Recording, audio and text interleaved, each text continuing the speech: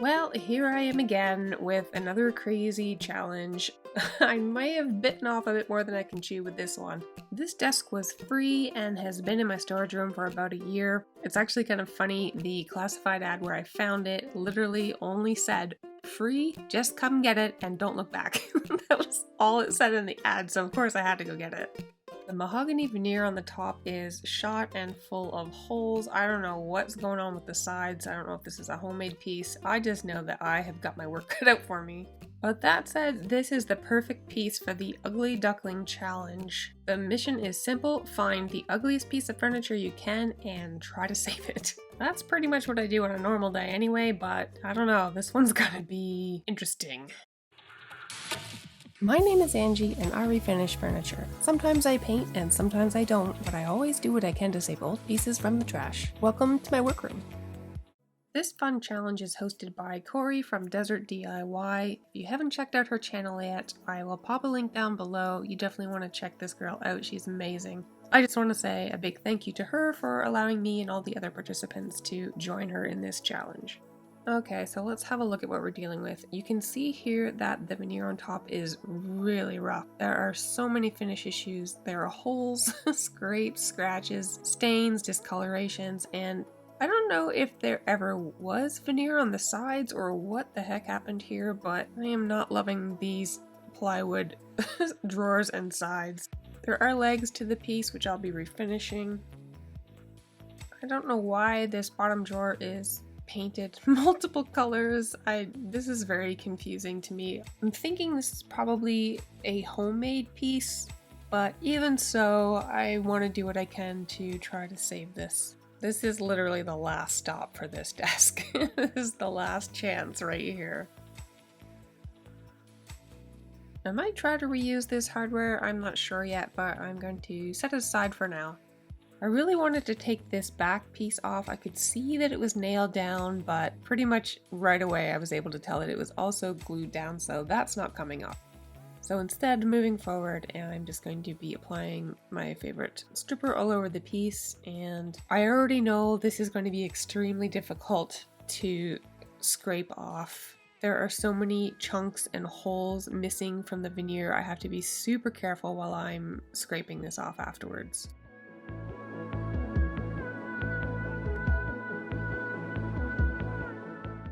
So that worked for about a half an hour, and on to scraping here, and right off the bat, you can see here, I dug up a little chunk and I knew that was going to happen.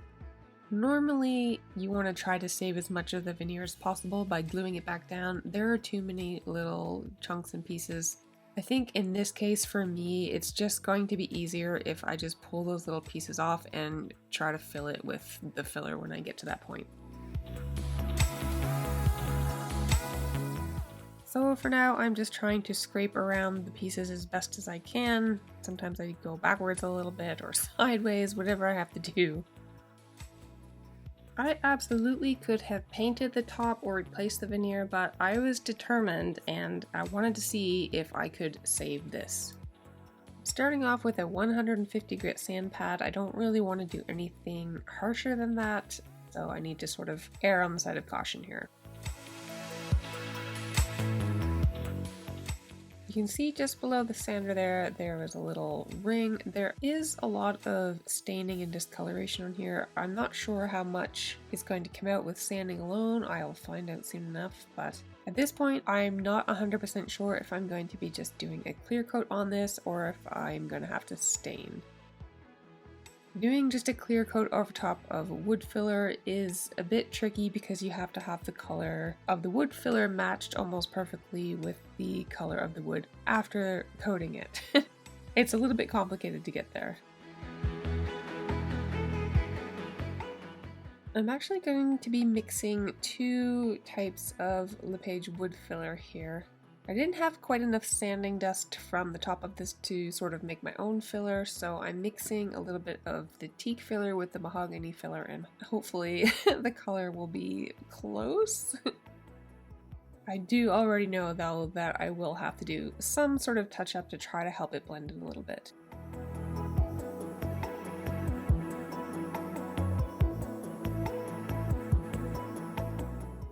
Right now the wood filler looks darker than the wood grain itself, but once there is a coating on this of some sort, the filler is going to be lighter than the wood tone, and that's something that you kind of need to know when you're trying to fill wood like this.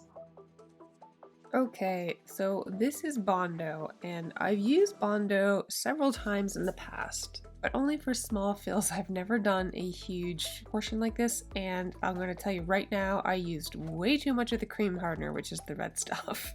Way too much, and it got away from me a little bit.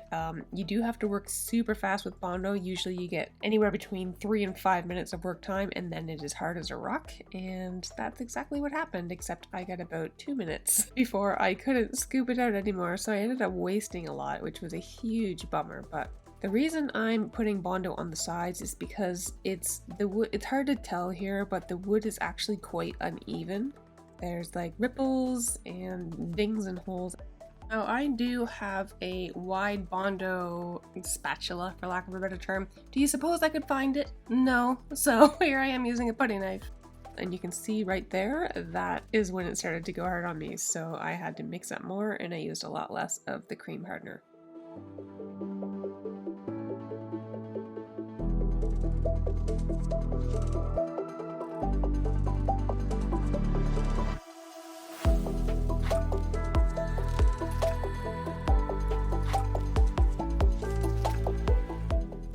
And that's so much better, and you can see the color difference. That second color is more what you're looking for when you're mixing this. If you're unfamiliar with this stuff, Bondo is what they use to fill holes and scrapes and stuff in cars, like auto body work. And a lot of us furniture refinishers like to use it in place of missing wood, or if we're trying to even out a surface that we're going to be painting, which is exactly what I'm using it for here. It's pretty strong smelling, so you want to make sure you're in a well ventilated area, and a respirator is always a good idea. And I use gloves when I'm handling Bondo. And you especially want to have some sort of a mask on when you're sanding in the stuff.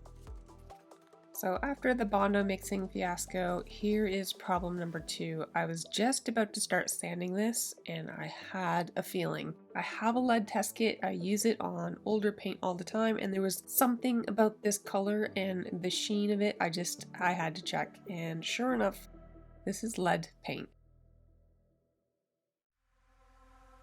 I decided to set the drawer aside for now and move on to sanding this off. Bondo dries extremely hard, so you want to try when you're troweling it on to not have too many sort of peaks and valleys, because it is going to be harder to sand. I'm sanding first here with a 100 grit, which is fairly coarse, but it's just going to flatten it out. After that, I moved up, I believe, to a 150 or it was 180, and super smooth now. For the second round of sanding here on the top, I'm using a 220, and I'm especially careful here around the edges where the outer solid wood trim meets the veneer. That is a prime location for burning through veneer. I see it all the time. So take your time, turn your sander down if it's a variable speed, or just use less pressure when you're doing those delicate areas.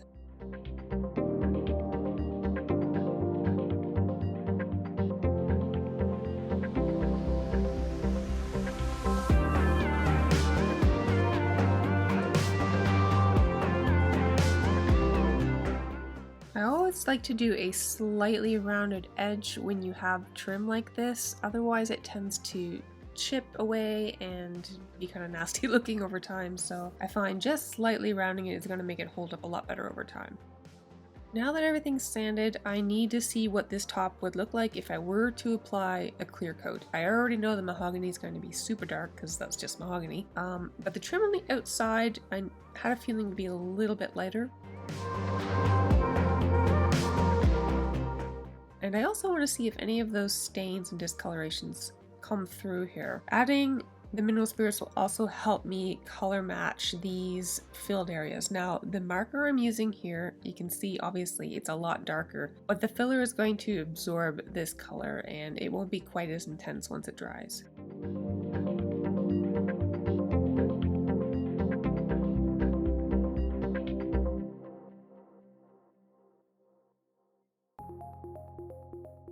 I knew going into this project that it wasn't going to be perfect. It's not the typical sort of thing I work on, so I had to sort of mentally prepare myself for the fact that this might not turn out exactly as I would like it to turn out, just because of the severity of what I'm dealing with. These spots do blend in better now, but the gel stain will help even more.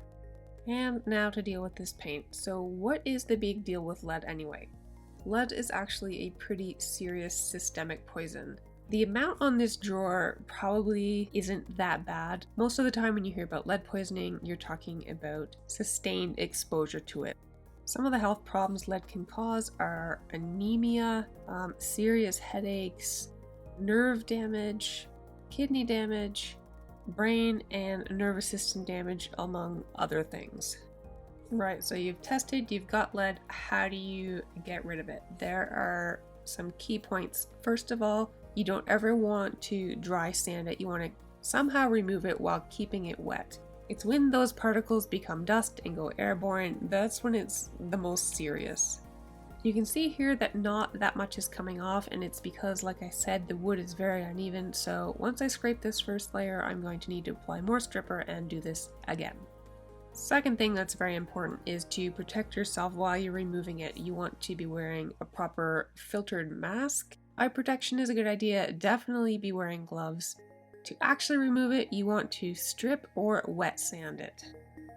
Now, if you're talking about lead paint on walls in a house or, big doors and trim, stuff like that, you might want to look into a proper lead abatement company just to ensure that it's proper removal, because not only is the removal of it, you also have to dispose of everything properly and basically consider that everything that this touches is now considered contaminated. So these gloves get thrown into, you see my little bucket there, that is where I normally scrape all my stripper, and about once a month or so I take it to the hazardous waste disposal site. Long story short, the issue with lead is not that it's in the paint. Like if you touch it, you're not going to get sick. It's when that paint starts to chip or flake or become dust somehow. That's when it's dangerous. So just keep that in mind. I'm keeping these legs wood grain. They're going to be stained along with the top. And these metal caps for the feet, I'm going to be spray painting. They're a little bit too far gone to just polish up, so I'm just giving it a quick light sand just to help the paint adhere. And I'll be spraying those shortly.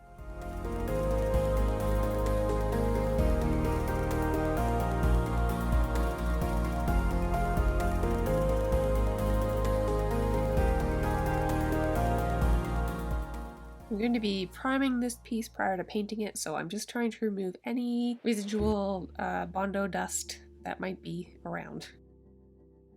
Usually I use the bin primer in the can that you can actually roll on. I don't have any of that at the moment, but I do have some white spray primer left, so I'm going to be using that for this piece.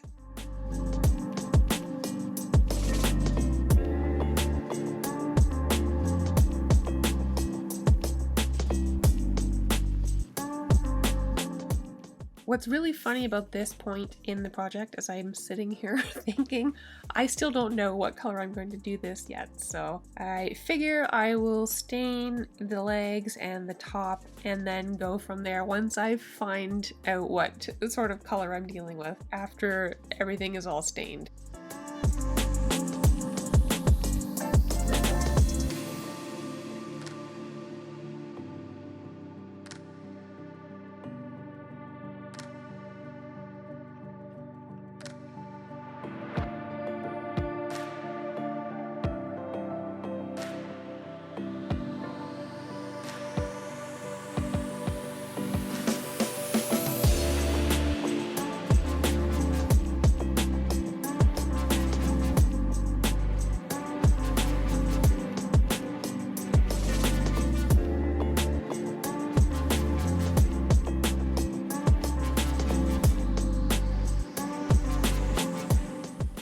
I'm using the same color on the top that I did on the legs, and that is General Finishes gel stain in the color Antique Walnut. The reason I am opting to stain this is mainly because of the little filled and patched areas, and because the mahogany is a different type of wood than the trim around the outside, and I want to colors to sort of blend a little bit better. I don't want them to be such a contrast.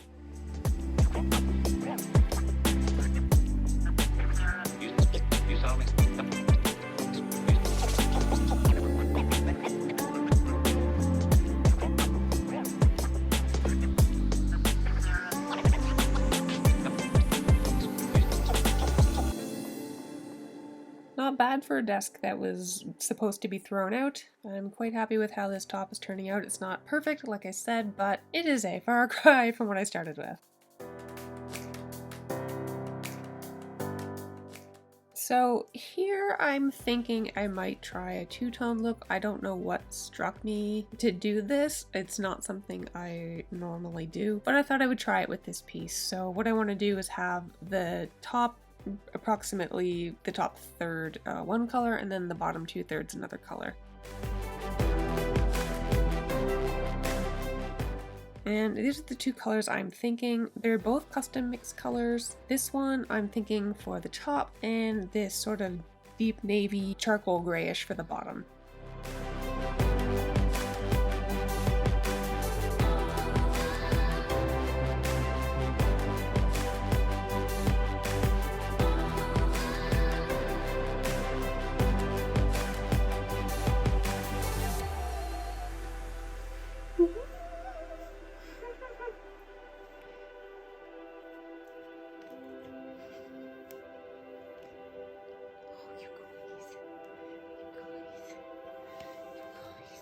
Sorry, I just had to add those guys in. Aren't they the cutest? They are in my office, which is where I do my editing. They're right behind me at this very moment, and it's extremely hard to concentrate.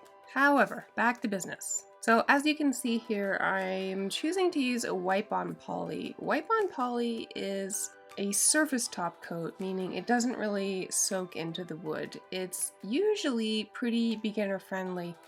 Unfortunately for me, in this case, this was kind of the beginning of the end for me.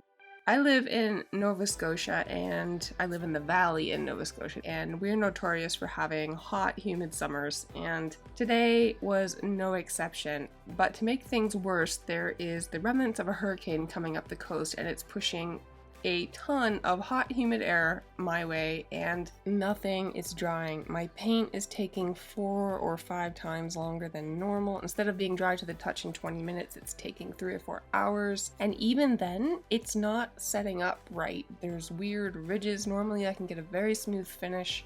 In terms of the poly, it just wouldn't set up. So after very patiently waiting for almost 11 hours for the first coat of poly to dry, I took it off. I used some mineral spirits, I stripped everything back, I basically had to start over. Now, I probably should have just started with this product to begin with because it's doing a fantastic job. This is Odie's Wood Butter, and it's a bit of a combination between the Odie's Universal Oil, which you've seen me use many times, and Odie's Wax. It's kind of right in the middle. It applies pretty much the same as the Odie's Universal Oil. You basically use one of these little Merkin Merlon pads to apply it. I believe this one you leave for about 45 minutes or so, and then you buff it off. Odie's is very natural. It smells amazing. You can see I don't have to wear gloves while applying it, and I should have just started with this to begin with.